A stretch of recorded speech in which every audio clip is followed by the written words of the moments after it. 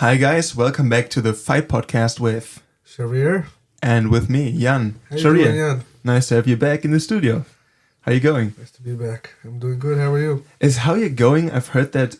I've heard Australian people say that. Is that an Australian thing? I don't know anything about Australia. I know that's very It's a far place away. And there's an old saying.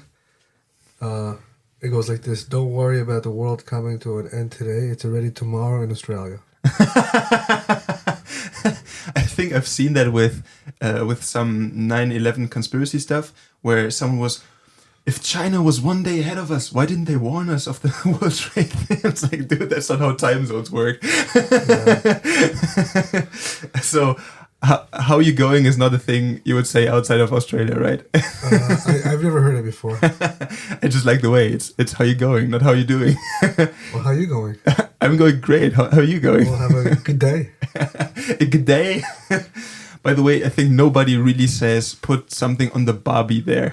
I think that's an American thing. We could find out. I could find out easily. I have some great Australian friends.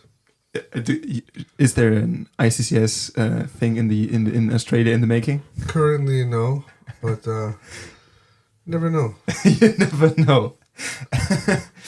So, in the last couple of episodes, we talked a lot about pretty much all of the ways that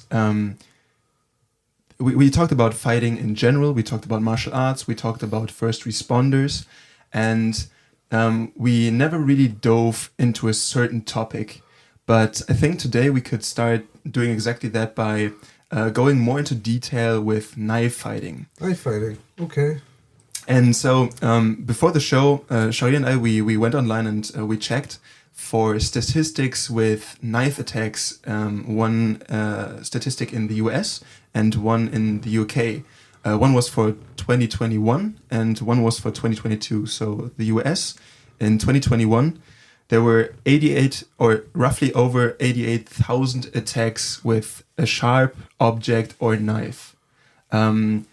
Those are not people who died. Those are incidents involving one of those objects. In England and Wales, so that's also important to understand. Those are reported. Reported, incidents. Yeah. There could be more, but those are There's the a ones. lot more that are usually not reported. Mm-hmm. And on the page of the UK government, this only involves England and Wales, though. In 2022, there were 45,000 recorded incidents just in England and Wales. That's a lot of incidents. Yeah, because if you compare the size of the UK and the US. Also think about how many days you have in a year, right? Mm-hmm. Do you know? I think I know. Okay. Is it 365? Yes, it is. So there's 365 days a year, and you have 45,000 stabs a year. How many stabs is that each day? Don't have to answer right now. But you get the point. It's a lot. Yeah. It's a lot. It's quite common. It's something where it doesn't really spread out that much. But the idea is it is an issue, and it's not just an issue in places where you would expect so. I think we also looked at numbers for Brazil and for some countries which have way higher rates with this. I think just in Brazil there were like 9,000 deaths in 1 year. Yeah. Where you see, okay, the incidence of knife attacks and people who die from those, there's still a discrepancy, but still it's an issue that is relevant and that seems to be growing as well. So I think this is something where, especially in Europe, for instance, where the personal carry of a firearm is less common. I think, especially compared to the US, for instance, or as you said, to Israel, I think knives are something that is more relevant to the self-defense programs than gun disarmament. It's relevant everywhere because it's very common everywhere. Yeah, it's true that in the US you have a lot of gun violence. For example, the US is a good example. You have a lot of gun violence, but you also have a lot of knife violence. In the U.S., so it's relevant everywhere, especially Europe. You know, most countries in Europe, getting a gun is quite difficult. Putting your hands on a gun is quite difficult and quite expensive for an illegal gun. Those are things that go in the black market, very expensive. But a knife, it doesn't have to be a knife. It could be a screwdriver or a piece of glass, a fork.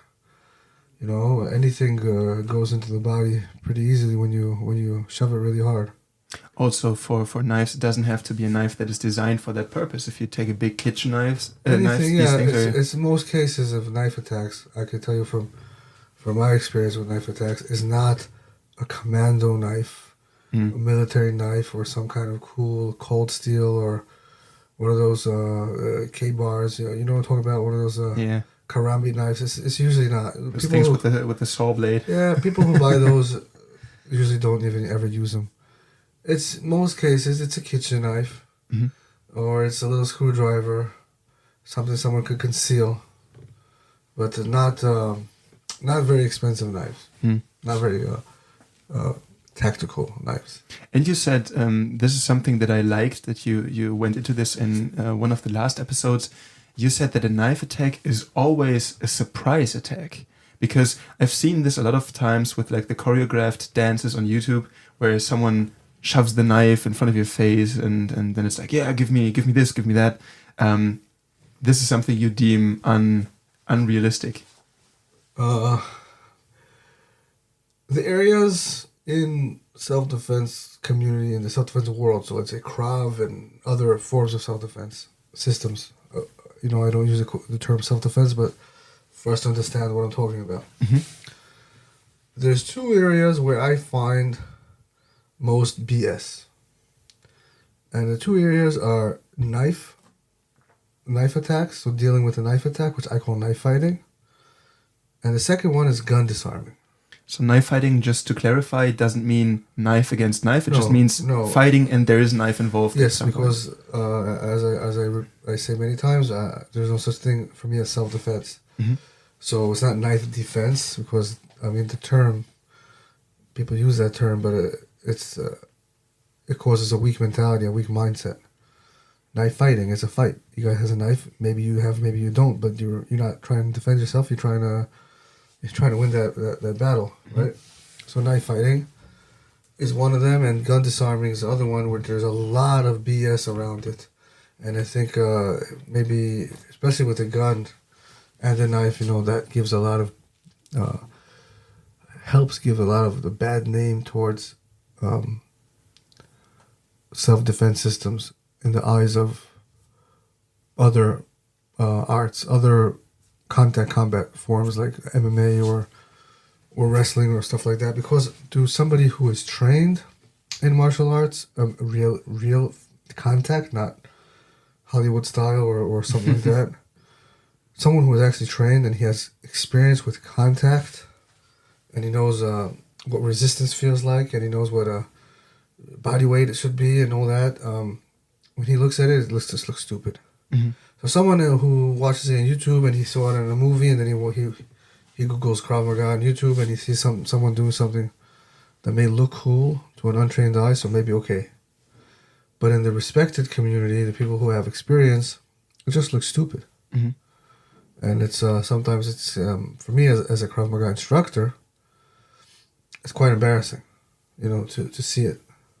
I think an issue that oftentimes people who look at these, let's say, at these instructors who provide these weird forms of self-protection or these ideas to defend against knives, is that oftentimes people who look at these people for inspiration or to teach them, they're going there because they don't know themselves what such a situation might look like. They don't know any better. Yeah, and I think that's the trap there, because I think the big issue is, and that is something that you also have to deal with as an instructor, and especially if you want to build your system, if you want to improve on your system, you have to deal with this idea of how will a perpetrator behave. And that is something where you say, okay, every time we train this, we drill, make your sparring partner look bad. And I think that's a way you can achieve some of it. But also it's about, you said, I've heard you say that last time you gave a seminar here and you talked about knife defense. You said, okay, there used to be this idea or this concept in the Israeli army, but then people started getting stabbed, and then we had to improve.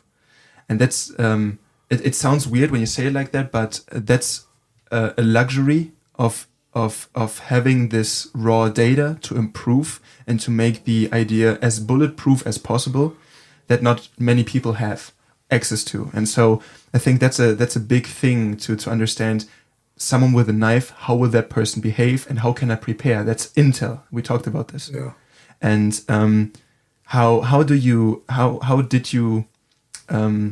how did that evolve for you? Like, what improvements were made in your eyes in the framework of knife defense or knife fighting? Well, we'll start from the beginning. So, as far as knife, so let's put some order in it.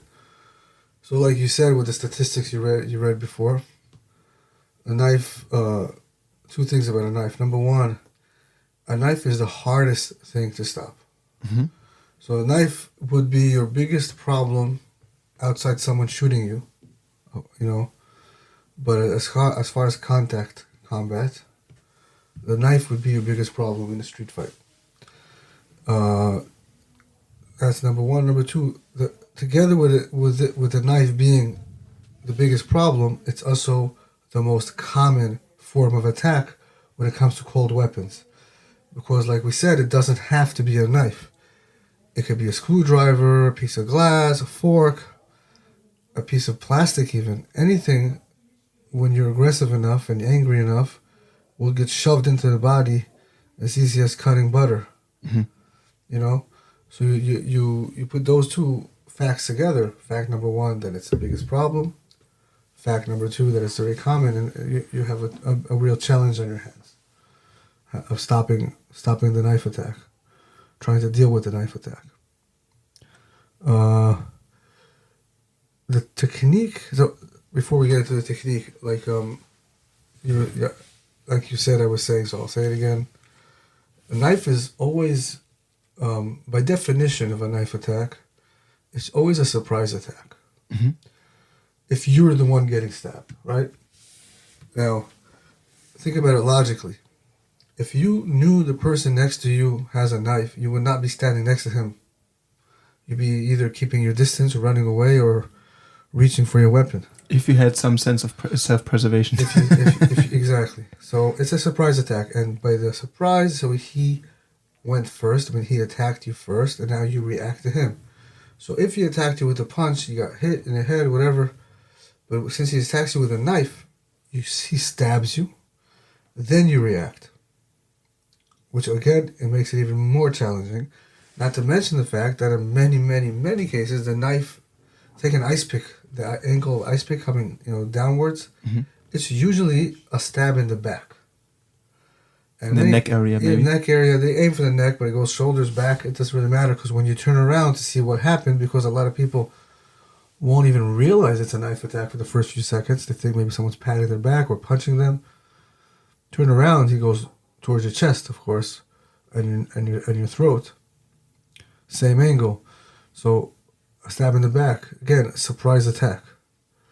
Right? So the definition of a knife attack, you got to understand it's a surprise attack. You got to understand it's very common, and it's the hardest thing to stop.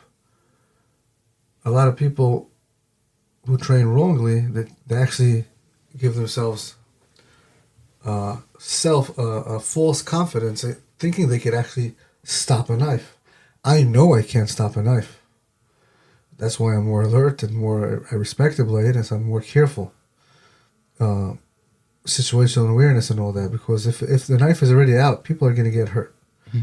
If the attacker is stabbing someone else, a third party, and then you see it from the side and you decide to help, maybe then you're not going to get hurt. I mean, if you hit the guy over the head with a block, or shoot him, or stab him, or anything like that, maybe then you're not going to get hurt. But if the attack is on you, the fact that the attack is on you, that means that he attacks you first, right? Then you reacted, but his first attack, you're already stabbed. Mm-hmm.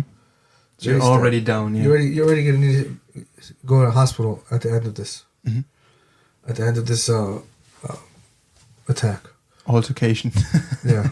So that's important to understand. So a knife attack is all about minimizing damage. Any fight really is about minimizing damage, right? If you go 100%, you're going to get hurt. Someone's going to get hurt. That's why I always tell my guys, you know, you go 100% only in the street or in the ring, but not in training. Mm-hmm. You know, because if people say we go 100%, you do 100% in drills, you know, resistance and all that. But actually, of course, you don't actually try to knock each other's head off. If people say they do, they're lying or they're really crazy and they have no students. You know, but it's because if you go 100%, somebody's going to get hurt. Mm-hmm. There's no way you went 100% and nobody got hurt. Right? I've even seen people who say that they train with real knives. That's how badass they are. Ever heard that before? Not so far. Okay, well, here's news for you. Some people claim that they train knife fighting with real knives. That's how good their technique is. Well, that just tells me that's how horrible their technique is. Because if you're really training with a knife, next day you have no students, right? I mean, you're all dead or hospitalized. If you take it seriously. If you train correctly, that shows me. If you're training with a real knife, you're not really training. You're playing a game. That's what you're doing. You're playing games. So going back to what we said, knife is hard. It's very common. It's always a surprise attack. It's all about minimizing damage. Mm-hmm. The exact technique, what people love to argue about, like, you know, the Krav blogs and all that, as far as knife and gun disarm, is what we do this, our pinky is that way, our thumb is that way, 90 degrees with the elbow, all that nonsense. So I'm here to tell you that the exact technique you use against a knife is totally irrelevant to stopping a knife. It's not important. Doesn't matter. What matters is the principles. Because principles and mindset, of course. I repeat myself all the time with that, right? Principles and mindset. Principles and mindset. Because there's no two knife attacks that are going to look the same. Right? And when you train in the gym, it's always in a straight line. It's always with an agreement. I go from the top. I go from the side. I go from the bottom. You do A. I do B. Whatever. It doesn't look like that in a real knife attack, obviously. Take the 360. You ever heard of that? 360 defense, yeah. 360 defense. That doesn't work. I mean, people might be listening and saying, what? Yes, it does. Well, no, it doesn't. So the idea for a 360 defense is if you're attacked at some certain angle, you want to bring your forearm as a frame between the attacking arm and yourself. And most of those systems teach you to strike against, to use this frame to strike against the attacking hand and also punch the face. 360 defense, yeah. If you don't know what it is, it's better that you don't. But it doesn't work. It just doesn't work. You know, you could, if you want, people could argue that it does, but it's a waste of time. Show me one person that actually was able to do it. Go ahead and show me one person. You know, we used to teach 360 years ago. I teach in the military, and I can tell you firsthand that we don't teach the 360 defense anymore. It just doesn't work. Mm-hmm.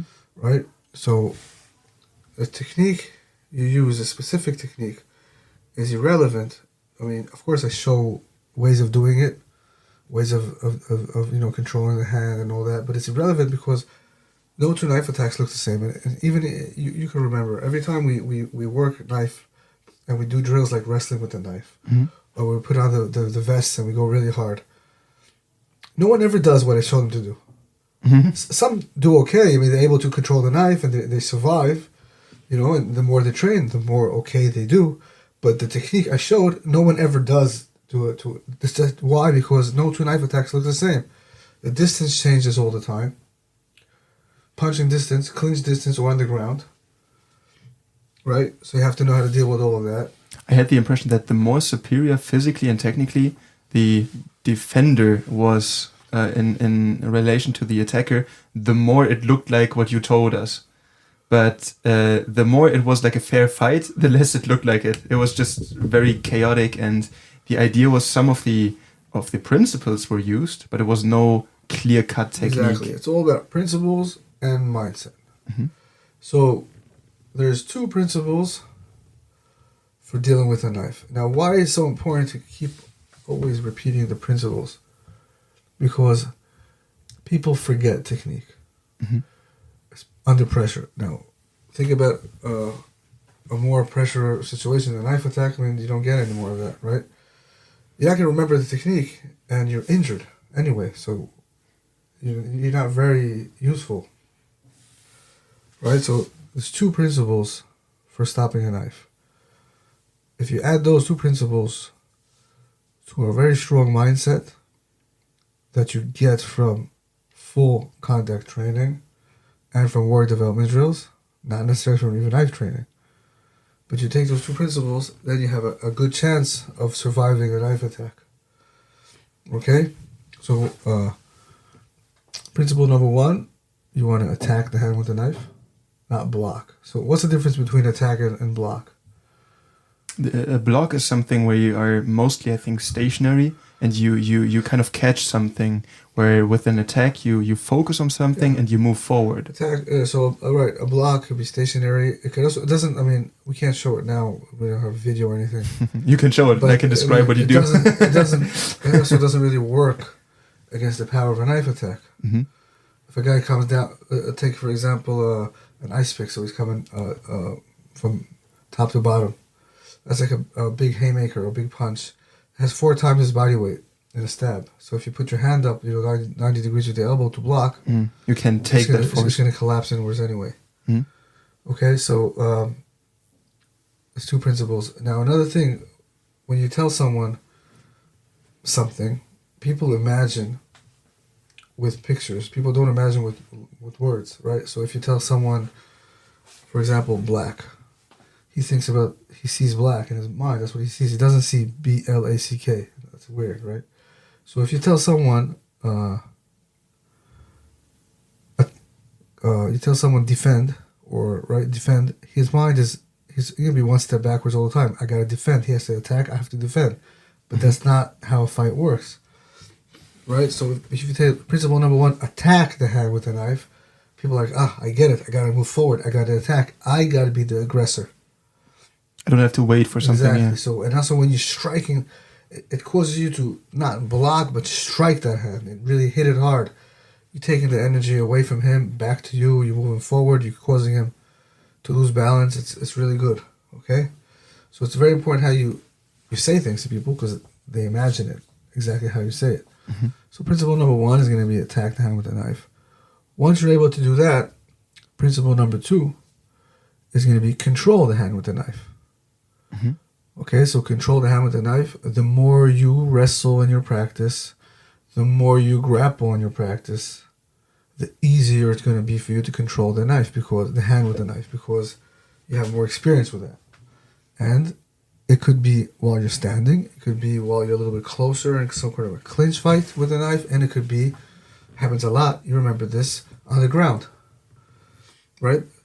All the elements you got to put into it. But those are the two principles. Principle number one, attack the hand with the knife. Principle number two, control the hand with the knife.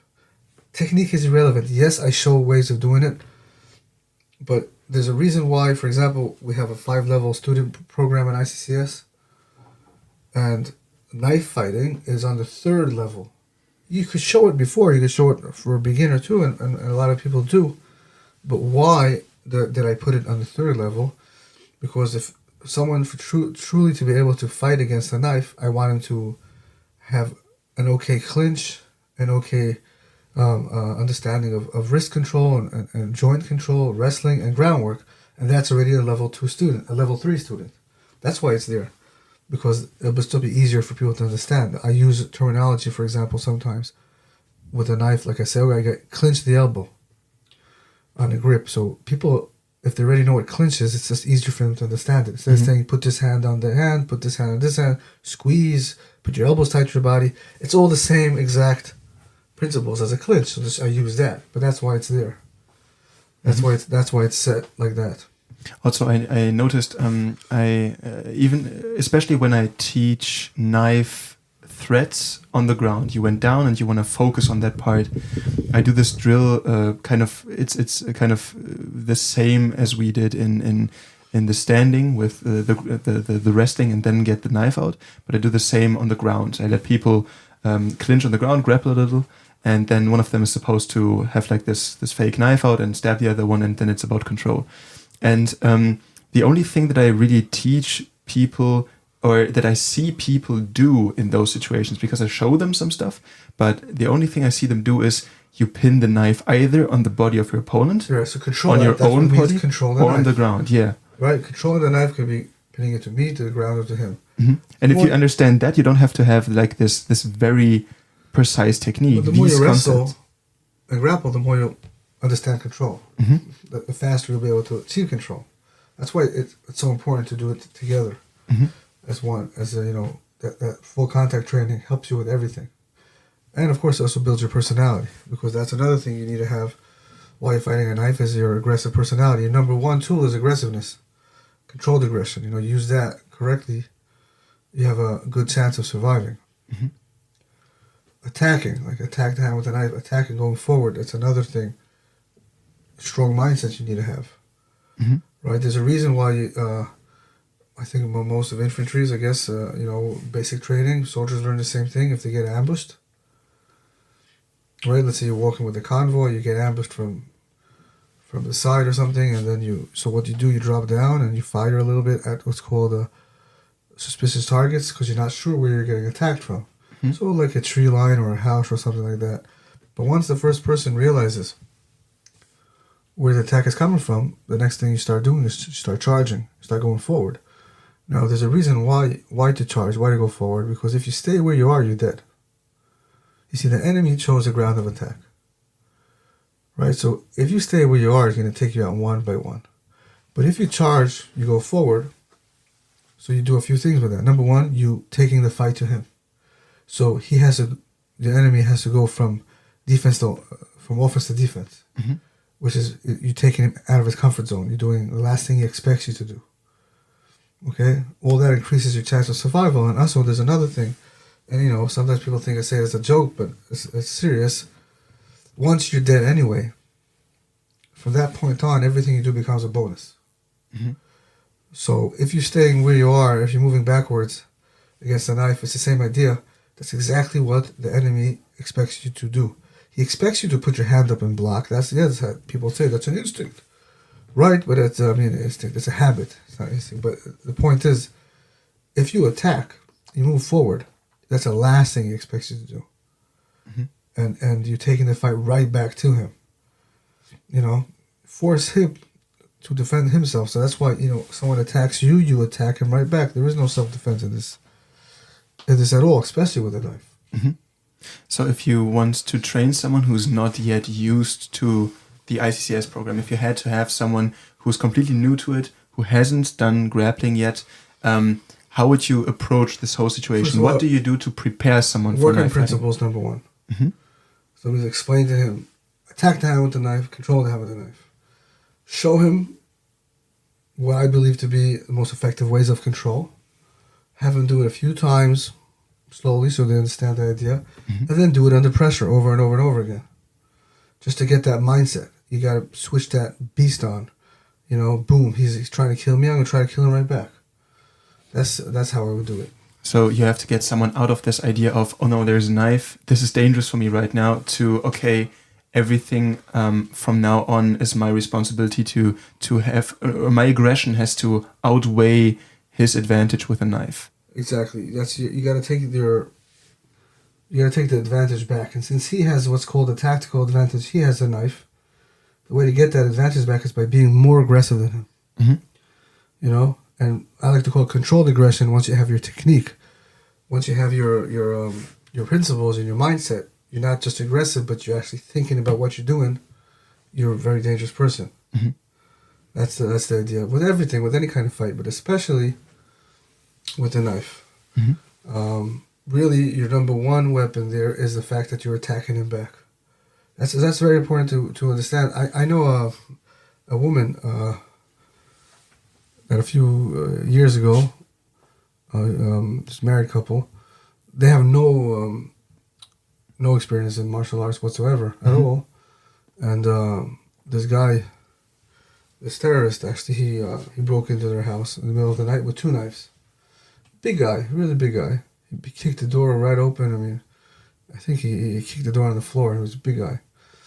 And now they have 7 children. It's a big family. And in the morning, what they saw, the kids were that night, they were all sleeping at their grandmother's. Mm-hmm. But they saw that every single bed had as much holes in it as Swiss cheese. He wasn't even looking. He just stabbed the beds. You know, it's dark. He just went into every single bedroom and stabbed the beds. He gets to their parents' bedroom, which is the last bedroom on the top floor. And interesting, there was an M16 rifle hanging on the door. He didn't notice it. That's a good thing. And another interesting fact is that the husband, who was a farmer, was sleeping closer to the door, so he started getting stabbed first. But the interesting fact is that he had a pistol under his pillow. And afterwards he said, I didn't even think of using it. It wasn't even relevant. Okay? So he starts stabbing him. So imagine a scenario, you know, it's 3 o'clock, 3:30 in the morning.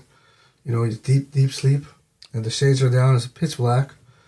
He stabbed him 8 or 9 times before he woke up. Now, when you think about it, it sounds like a lot, but with 2 knives, it's just a few seconds. Right? He didn't even wake up. In fact, he said afterwards that he was dreaming that someone was like kind of hitting him, like patting him really hard on the back or something. His wife is the one who woke him up. She's like, get up, you know, he's stabbing you. So just imagine that scenario. You know, you're in the middle of deep sleep and you get up, you're already stabbed. Your wife tells you you're being stabbed. You know, you get out into this nightmare, you know, you're not even sure where you are. Blood everywhere, I mean, it's crazy. So what he does is he grabs the guy by the shirt, pulls him onto the bed, and they start fighting and headbutting, and he was injured badly at the end of the story. And then the wife jumped on top of the guy and he stabbed her once in her stomach. She's a big guy, like I said. She fell right off the bed. But eventually, this guy was able to kind of grab the other guy, the terrorist's hands, put him behind his back, but he still had the knives in his hand and he was still got kind of stabbing all over the place. And he yelled to his wife, stab him. So she grabbed the hand together with the knife hand. I mean, he still had the knife in his hand, but she held his hand with the knife, and she tried to stab him in the body. He was wearing a protective vest, you know, one of those knife proof, whatever. It was stolen, but eventually I'm not going to go through all the gory details, but eventually she did kill him with his own knife. Now it's a good example because this woman doesn't have any experience in fighting. She was just aggressive and just trying to kill him, not to defend, not to do anything, but to go and fight back. And I can give you many, many, many stories. I have a lot of examples of these kind of cases where the person was aggressive, fought back, and survived. And so that's a good example. Another thing, I didn't go through all the gory details, but she stabbed him more than once in different areas of the face. An interesting fact is that she said afterwards that he didn't shout in pain, he didn't complain, he didn't even notice, he didn't even react. The guy was high on meth. And adrenaline. And he felt no pain. And that's another thing you want to realize. You know, people say block and punch, right? That's a 360, block and punch. First of all, if you know what a 360 is, if you've ever seen it, that's not a punch. The way you do it, it's called an arm punch and it has no power. There's a reason why people don't do that in the ring. In boxing, imagine, that would look stupid, right? It might be uncomfortable, but that's it, yeah. It's not even uncomfortable, it's a joke. People, think, hit the guy in the face, he's going to fall down and cry to his mother. No, he's not. Especially not with a scenario with a knife attack. I mean, you're already hurt before you started fighting. How good is your punch now? How effective is it? You know, that's why, one of the many reasons why that doesn't work. So here's a scenario. The guy is full of adrenaline. He doesn't feel any pain. That punch doesn't even matter. That's why you notice I didn't say hitting him, striking him as a principle for fighting a knife. I said attack the hand with a knife, then control the hand with a knife. Once you achieved control over the hand with the knife, then hit him as much as you want. Of course, try to create damage, which we spoke about a couple episodes ago, not pain. Mm-hmm. Try to create real damage, you know. Why? Because damage gives you stopping power. You're going to stop him on his tracks with damage, not with pain. Because I don't care if it hurts him or not. I need him to stop doing whatever he's doing. So that's the idea. What I'm wondering about is, in those scenarios, you just talked about the very extreme case of being woken up by a knife. I'll give you another story. A less extreme scenario. This happened to a good friend of mine. He was actually waiting for a bus. He served in the military and airborne. He's a good guy, very cool guy, very nice guy. Doesn't like to fight, minds his own business. He was standing in a bus stop, and so the first scenario I gave you is there's a terrorist attack, the guy came to die, the whole thing. This is not. This is a different scenario, and I'm sure a lot of people could relate.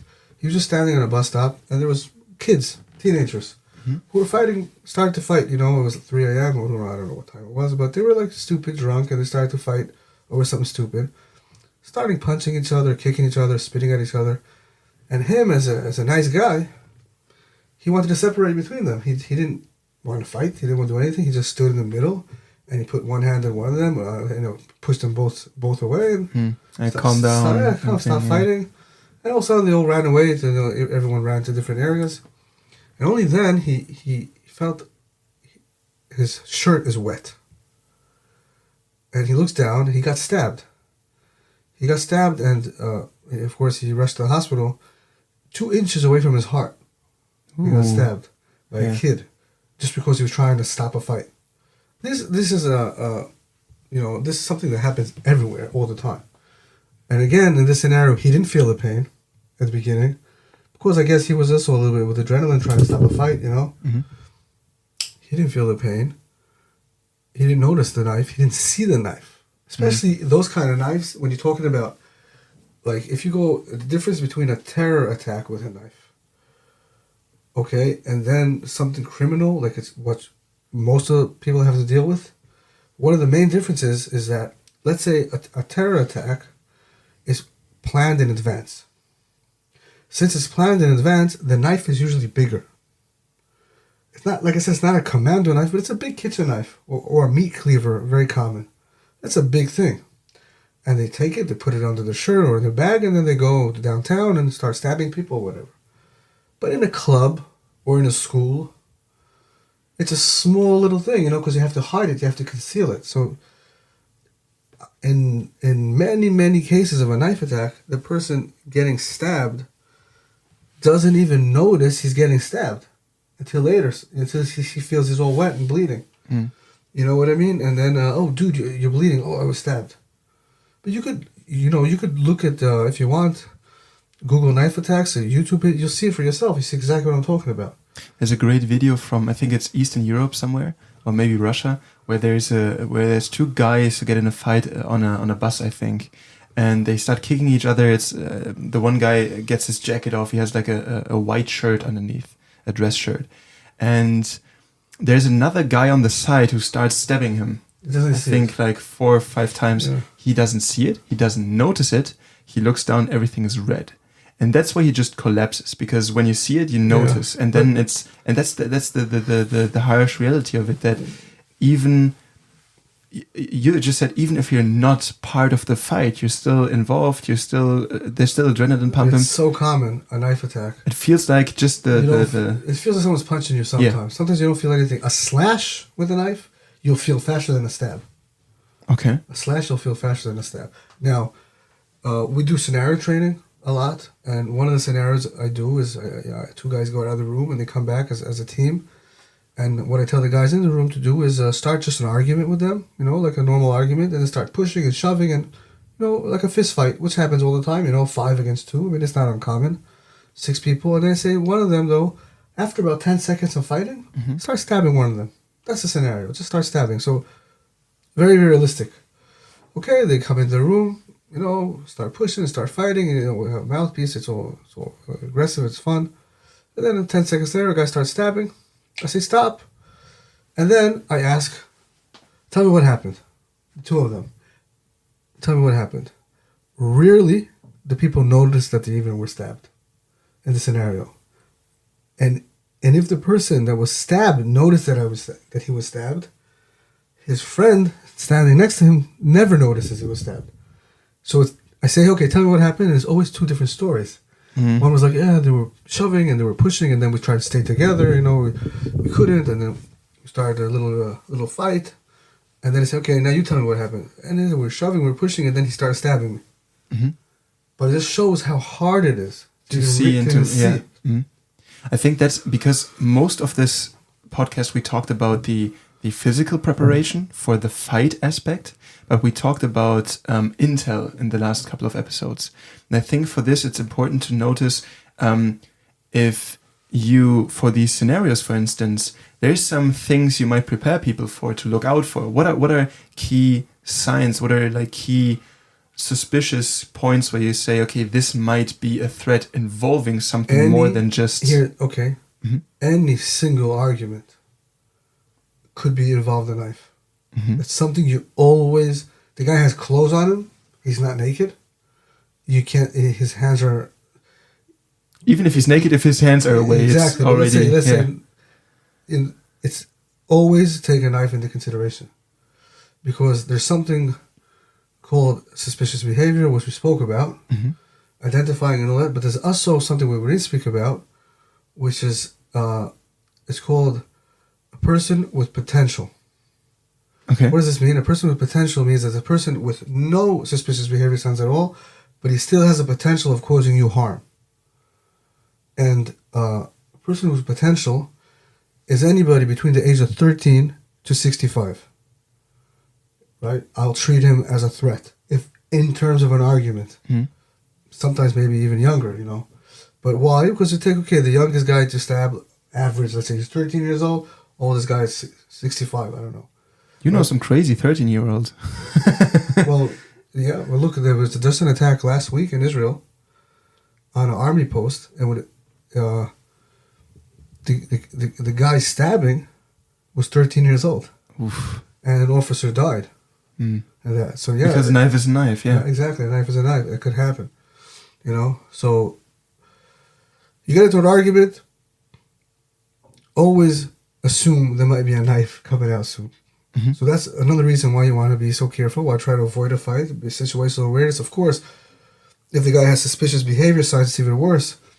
Of course, you want to notice, okay, where's his hands? His hands in his pockets, where's his hands? But even if you see his hands all the time, when fists start flying, you're not going to see his hands all the time.